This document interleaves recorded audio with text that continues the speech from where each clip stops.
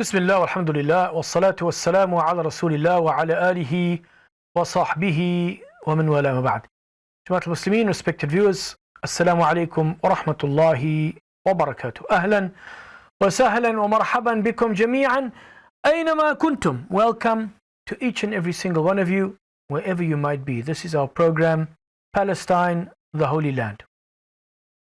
And we're going to continue from where we left off, dealing with our update as to the horrific situation on the ground in the Gaza Strip. The last time we were together, we were speaking about an article published by Al Jazeera not too long ago. I think it was the 4th or 5th of April 2025, where it said that at least 100 children have been killed or injured every day since the strikes, since the genocide, you have to call it for what it is, since the genocide resumed on March the 18th. And we had gone through the entire article, looking at the situation with regards to children in particular, and the number of children that have also been orphaned, the number of children who have lost limbs, who are amputees in this conflict. Yes, 39,000 have lost one or both of their parents in this genocide since October the 7th, adding to an already huge number of orphans that were already in the Gaza Strip as a result of the previous bombardments that had taken place. And this is all the while, it says, meanwhile, that UNRWA said more than 142,000 Palestinians have been displaced between March the 18th and March 23rd. That's literally a period of 5 days. And that's after already, you can basically say the entire population of the Gaza Strip, 2.3 million people, have already been displaced. And it warns of another humanitarian catastrophe in Gaza following the collapse of the ceasefire. The ceasefire never collapsed, the ceasefire was broken.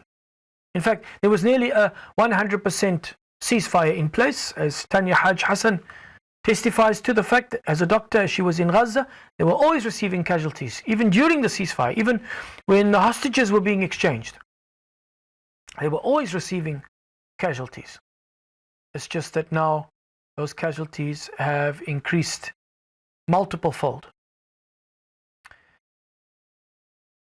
Since the genocide in Gaza started, and I'm using the word genocide instead of war, because I believe the word war gives an inaccurate description of what is going on. Around 1.9 million people, including thousands of children, have gone through repeated forced displacement and amid bombardment, fear and loss. A statement issued by UNRWA on Palestine Children's Day said. Israel has killed more than 50,600 Palestinians in Gaza, and that's excluding those that are still buried under the rubble, which they estimate to be around 14,000. And most of them, more than 70% of them, are women and children. The International Criminal Court issued arrest warrants last November for Israeli Prime Minister Benjamin Netanyahu and his former Defense Minister Yoav Gallant for war crimes and crimes against humanity in Gaza. Israel also faces a genocide case at the International Court of Justice for its war on the enclave. And this, of course, is the case that was brought before the ICJ by the South African government. According to some analysts, this was the greatest piece of foreign diplomacy ever enacted in the last 3 decades since South Africa got its democracy. And now I want us to shift to another aspect of this genocide, and that is the theater of lies and manipulation of the facts and distortion of the facts within the media and the mainstream media. And this brings us back to the killing of the 15 Gaza medics. This particular piece, which has been written by a Palestinian political analyst and playwright, his name is Ahmad Najjar. The heading is Israel kills, lies, and the Western media believes it. The execution of 15 Gaza medics and rescuers demonstrates just how normalized the dehumanization of Palestinians is. So dehumanization is a very, and has always played a very important role in the execution of the Zionist project. I mean, right from the statements that were made by Balfour himself, that the desires of 700,000 people, referring to the Palestinians, the indigenous population, is of no import, or it's not important. You know, their desire for self-determination, of no importance. To the statements made by David Lloyd George, Winston Churchill saying that because the dog has laid in the manger for a long time doesn't give the dog more right to the manger, comparing the Palestinian people to a dog. And these three Christian Zionists, Lord Balfour, Arthur Balfour, David Lloyd George, who was Prime Minister of England during the First World War, and of course Winston Churchill, Prime Minister during the Second World War. These were three ardent Christian Zionists. And were extremely racist and bigoted in their thinking of the indigenous people of Palestine. And they expressed it. They made no bones about it. And this kind of thinking was prevalent amongst the early Zionists, something which Ahad Aham, that was his nickname, the name in Arabic is very similar, Ahad al-Awa means one of the people, Asher Ginsberg, the father of cultural Zionism, who rebuked the early Zionists for the way in which they mistreated the Palestinians, the indigenous people living in Palestine. He even made reference to the diaspora and how the Jewish people were slaves when they were in exile. And then he spoke about how despotic that those slaves had become when they got their freedom and became like kings, meaning in the land of Palestine, that they too became despotic, just like the kings and the general populace of Europe treated them like slaves and persecuted them when they were in Europe. And this was a statement that was made in the very late 19th century. This was still in the 1800s when he made the statement, Asher Ginsberg. And it just got worse and worse. That is why it was so easy for the early Zionist fathers to speak about the Palestinians, to speak about the indigenous population of Palestine as if their lives really didn't matter. They could speak so easily about transferring them. As Theodor Herzl wrote in his diary in 1895, we shall spirit the penniless poor across the border. No empathy, no compassion.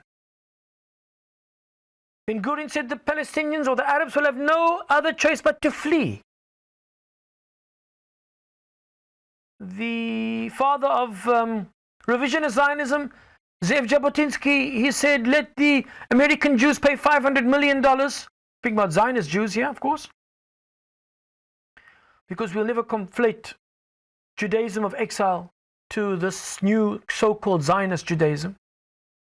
According to Nachman Sirkin, they are in total contrast. And he's the father of socialist Zionism. He said this new Zionist Judaism uproots religious Judaism in a stronger way than reform or assimilation.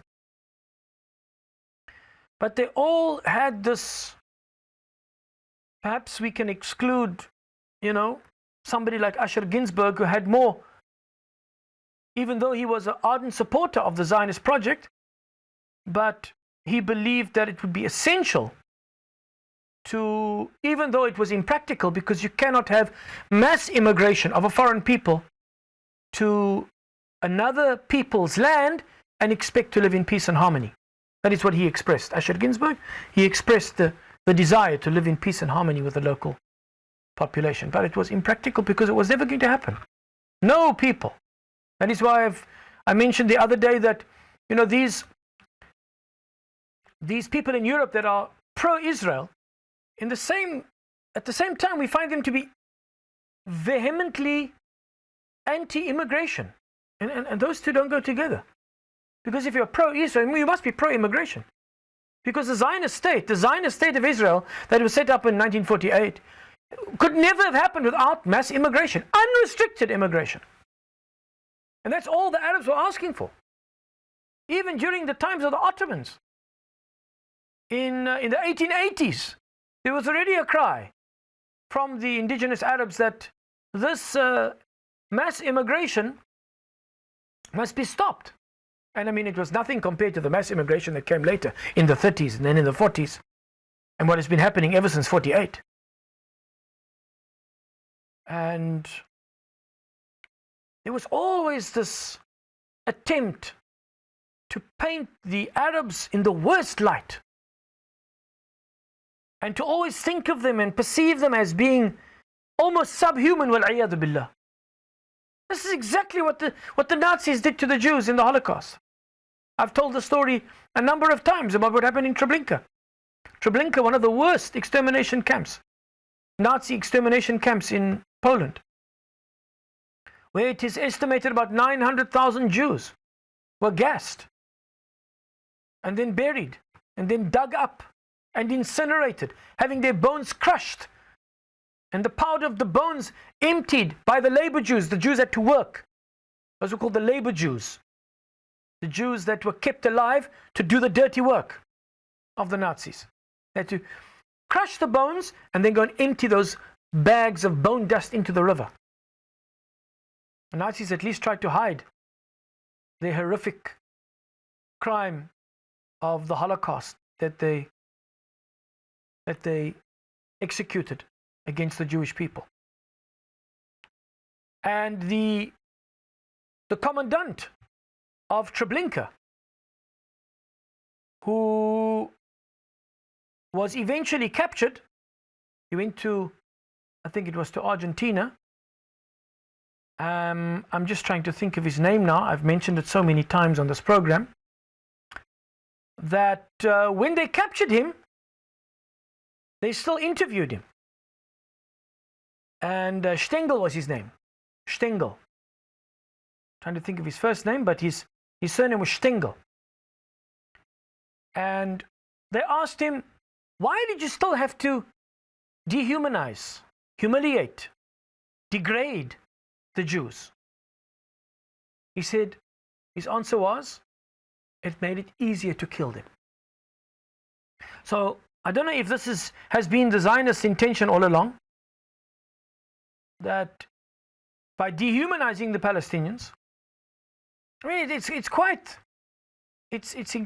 incredibly paradoxical to think that in Nazi Germany, the Germans thought of themselves as the Übermensch, and thought of the Jews, and not just the Jews, but the Roma Gypsies and the Poles and anybody who didn't fit the criterion of the Aryan race, the pure Aryan race, as they saw themselves, that they were the Untermensch, Übermensch, Untermensch, the master race and the subhuman race. And all those people that they deemed to be subhuman, even of their own kind, even of their own race, people who were disabled, physically or mentally disabled, challenged.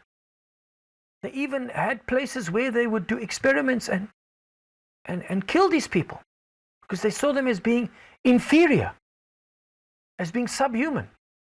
So dehumanization is always the precursor to extermination. Whether it was in Treblinka, whether it was in Sobibor, whether it was in Majandek, or trying to think of the other name of the other camp in Poland, Majdanek, or in Auschwitz, Auschwitz-Monowitz, Auschwitz-Birkenau, Birkenau being the extermination camp. Dehumanization is always a precursor to genocide, to a Holocaust. And even before the inception of the Zionist state, in the writings of the earliest of the fathers of political Zionism, there has been a consistent attempt to portray the Arabs as being less than worthy of self-determination, of having their freedom, of ruling over their own land. And that dehumanization process is what has been the precursor to the whole push for ethnic cleansing. They always use that polite word, transfer. And then when the people don't want to be ethnically cleansed, in 1948, in terms of the goals of the Zionist project, was very successful for them. It was a catastrophe, it was a Nakba for the Palestinian people. For the Zionists, it was a victory in their war of independence in somebody else's land. And when they took, after they took the bulk of the land in 48, 78%, 22% remained. But they still wanted that 22%. Just like in Gaza, where the 8 refugee camps had been set up. And in 67, Menachem Begin said, let's go in to Gaza and destroy those 8 refugee camps and drive the Palestinians into the Sinai desert. And almost like the machine, the engine that has been driving this project of ethnic cleansing, and with the advent or the presence of any resistance, they would then come and ruthlessly and viciously and savagely and brutally crush that resistance. No matter what type of resistance, national resistance, Islamic resistance, Marxist socialist resistance. I mean, you had all sorts, you had all types in the Palestinian liberation movement. Islamic resistance only comes on since 1987. Before that, there was nationalist movements, there were socialist movements, Marxist movements, all types. But the bottom line is that they were resisting this brutal occupation. And they were resisting the theft of their land, and the demolishing of their houses, and the burning of their olive trees, and the incarceration of their children, and the raping of their women, and the humiliation, degradation of their people. They've been resisting this from the beginning, from even before the Nakba, before the Zionist state was established, even under the British mandate. Izzuddin al-Qassam, Hajj Amin al-Husseini, and many others led the resistance movements against the British occupation.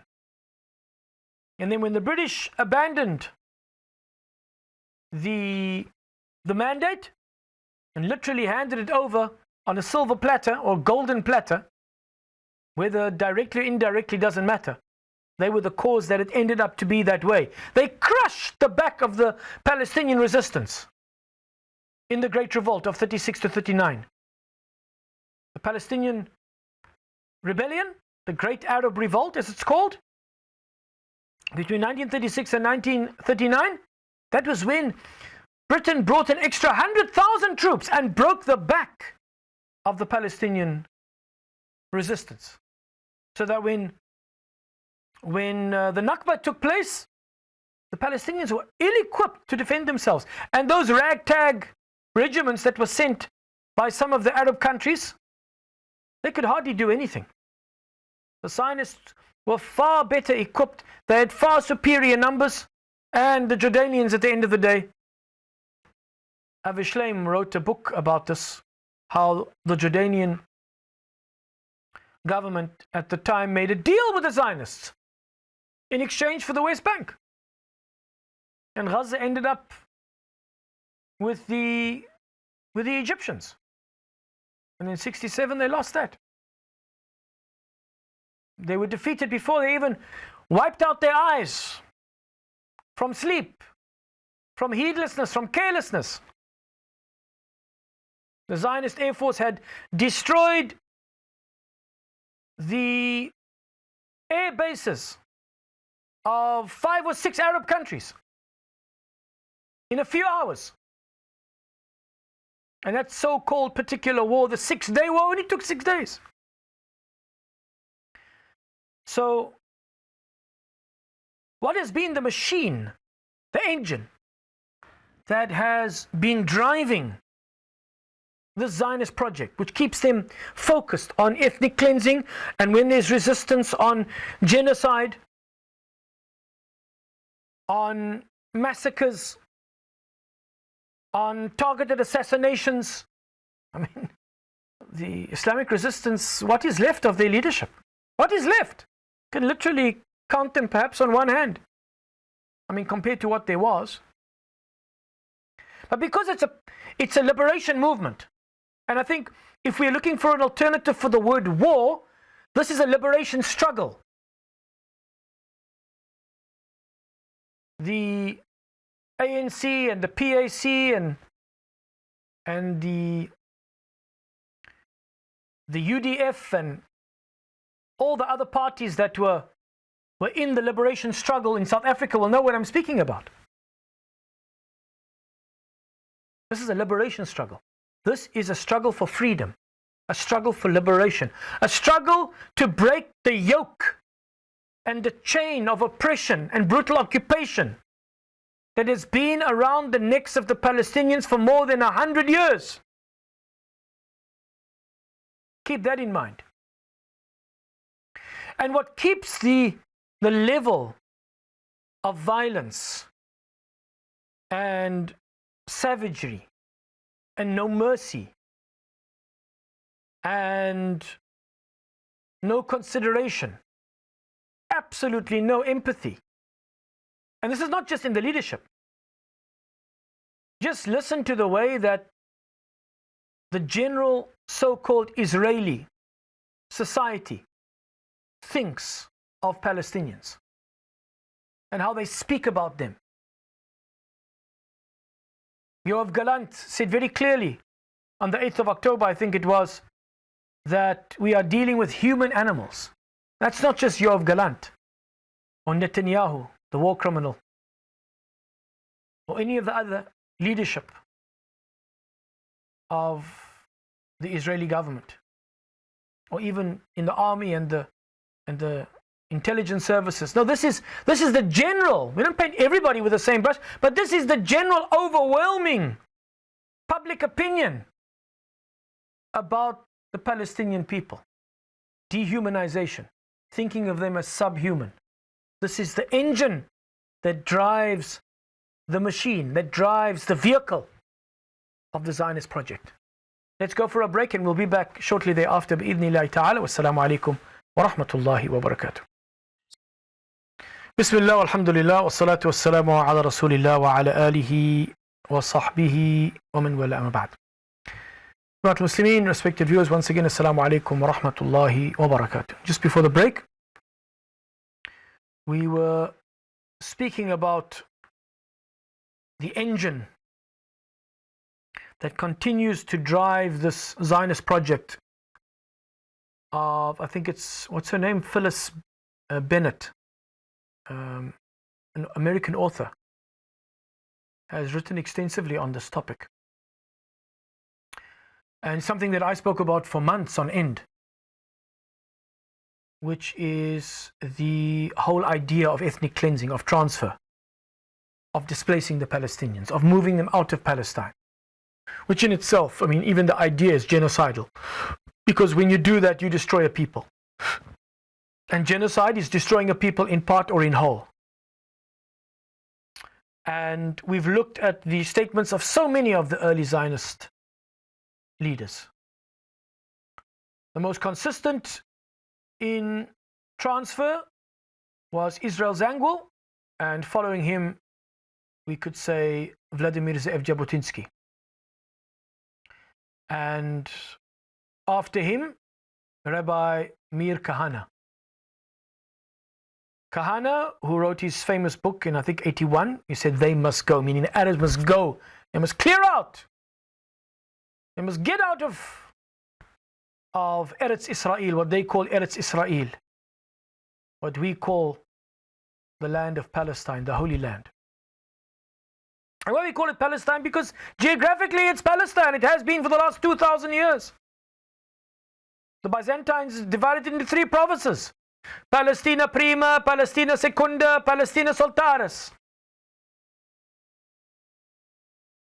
When the Muslims conquered the Holy Land, Sayyidina Umar, who was the Khalifa, called it Jundu Palestine, the place for the army of Palestine.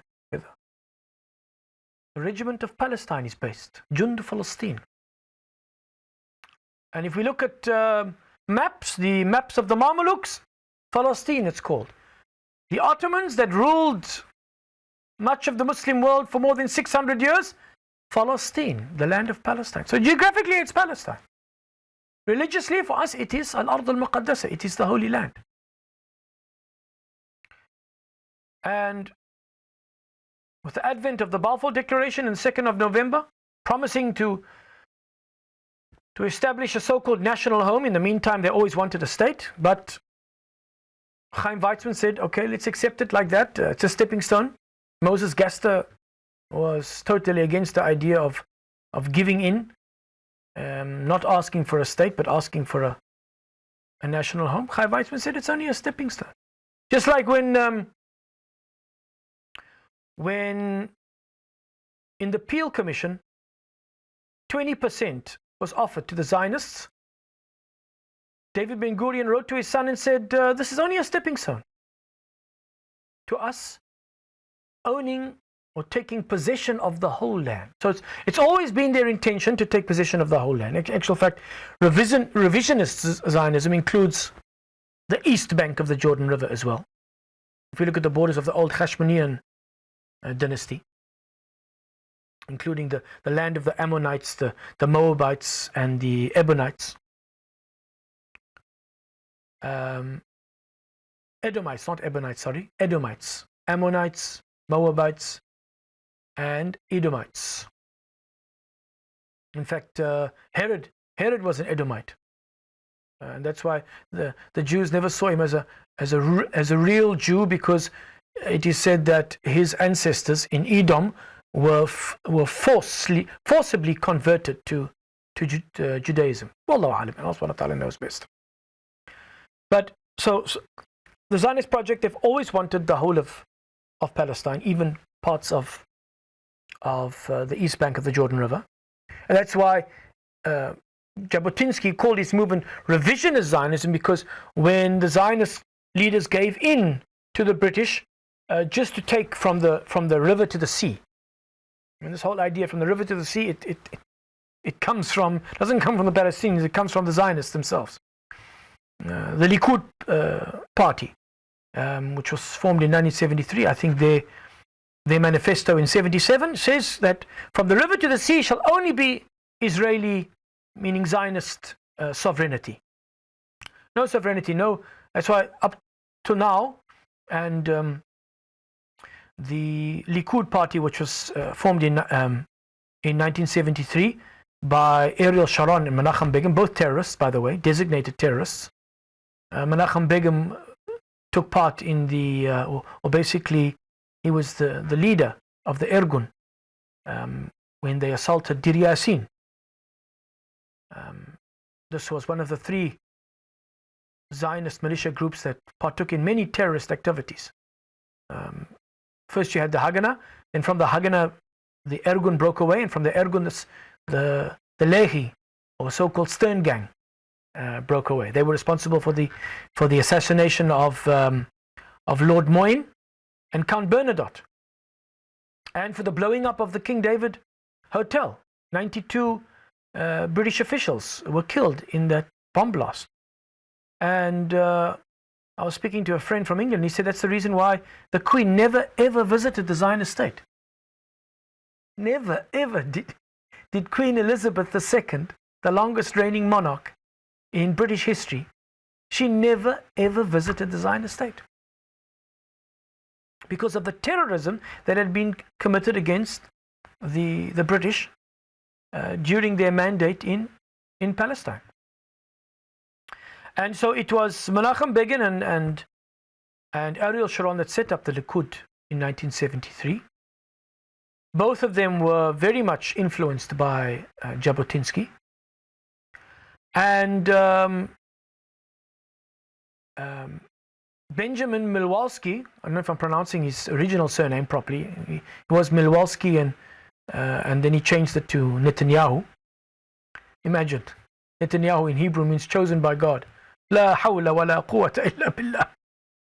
La hawla wa la quwwata illa billah. How does a person even call themselves that? You know, chosen by God.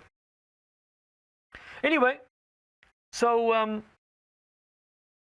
he's a product of that thinking. And I've read to you the iron wall of Jabotinsky. We went through that document in detail. For those of you who perhaps missed it, go and research the iron wall by Ze'ev Jabotinsky. And if I have a preference, then I prefer to deal with people like Jabotinsky who are not trying to hide anything. They say it for what it is.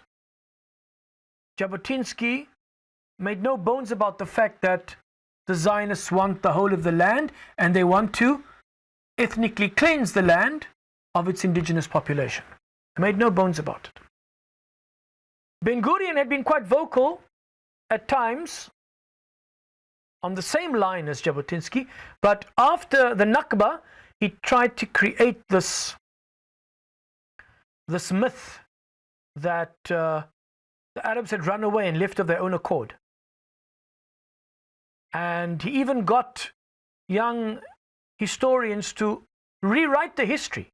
That history that was then debunked by Israeli historians themselves. Benny Morris was one of them. Unfortunately, he has done a 180 and is very much pro-Israel, pro-Zionist.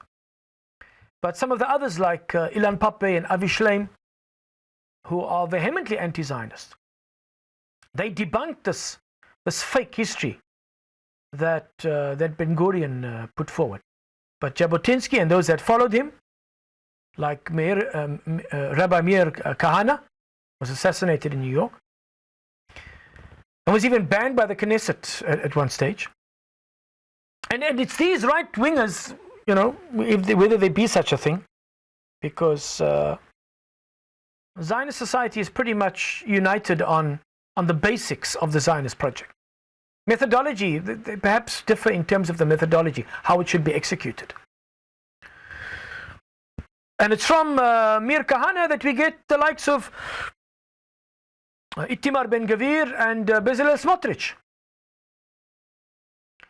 And just the other day, the war criminal Netanyahu was in the White House, and they were openly speaking about this voluntary immigration, whatever that means. Because the whole idea is now they want to push now. They want to run. They want to sprint for the finish line. Get the Palestinians out of Palestine. Look what they're doing in the West Bank. How many they displaced from the beginning of the so-called ceasefire?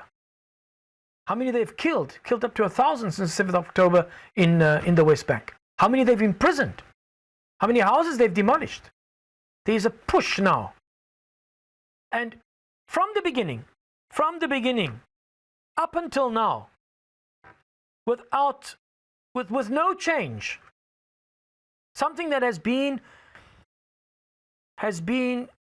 consistently there, consistently present, driving this Zionist project, driving this vehicle of ethnic cleansing, and when there's resistance, murder and massacre and genocide, along with the brutal occupation and everything that goes with it, has been this engine of dehumanization. And so, when we look at this article written by Ahmed Najjar,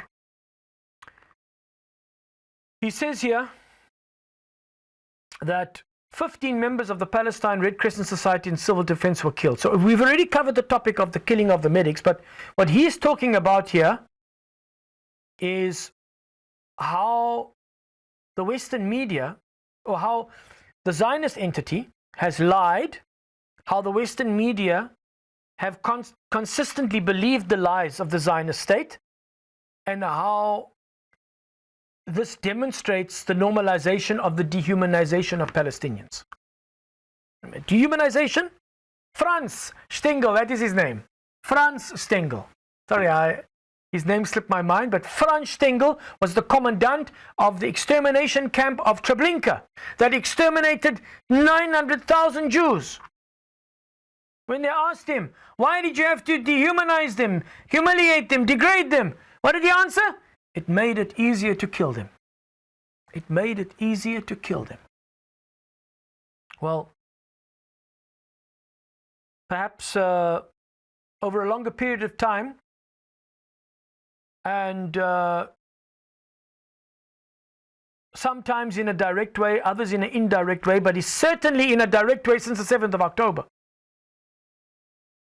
The same dehumanization is being implemented on the Palestinian people to make it easier to bomb them, to decimate them, to obliterate them, to exterminate them, to ethnically cleanse them, to genocide them, to do everything in their possible power to make them cease to exist. That is the goal. That the Palestinians should cease to exist. They want to be able to say that, yes, once upon a time there were Palestinians living in Gaza.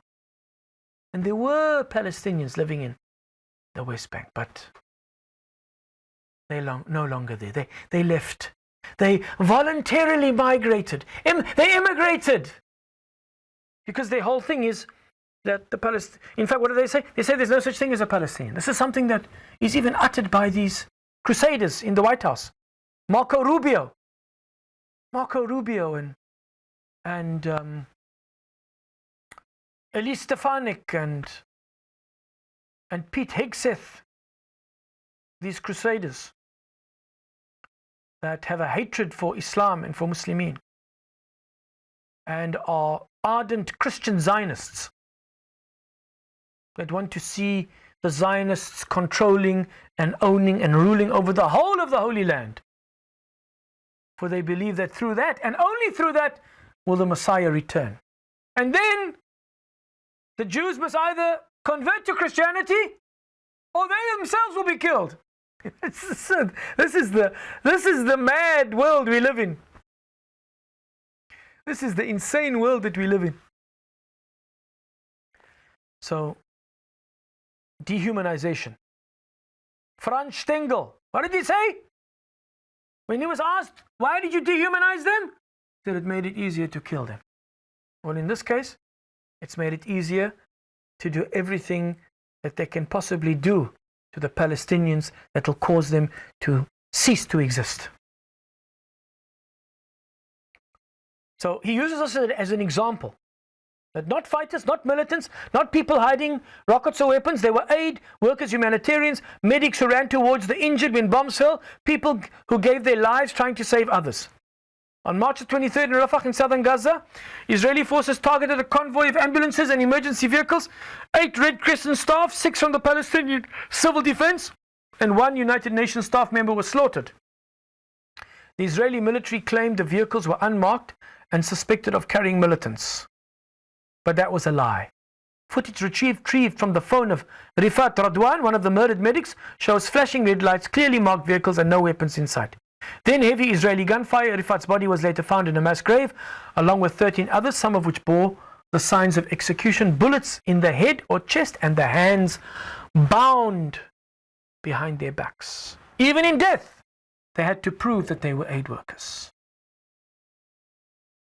And still much of, and this is Allahu Akbar. قل جاء الحق وزهق الباطل إن الباطل كان زهوقا. Say to them, O Muhammad sallallahu alaihi wasallam, that the truth has come and falsehood has perished. Falsehood is bound to perish. Norman Finkelstein that said that the Israeli society is a society of liars. Norman Finkelstein, whose families, both his mother's side and his father's side, were exterminated in the Holocaust.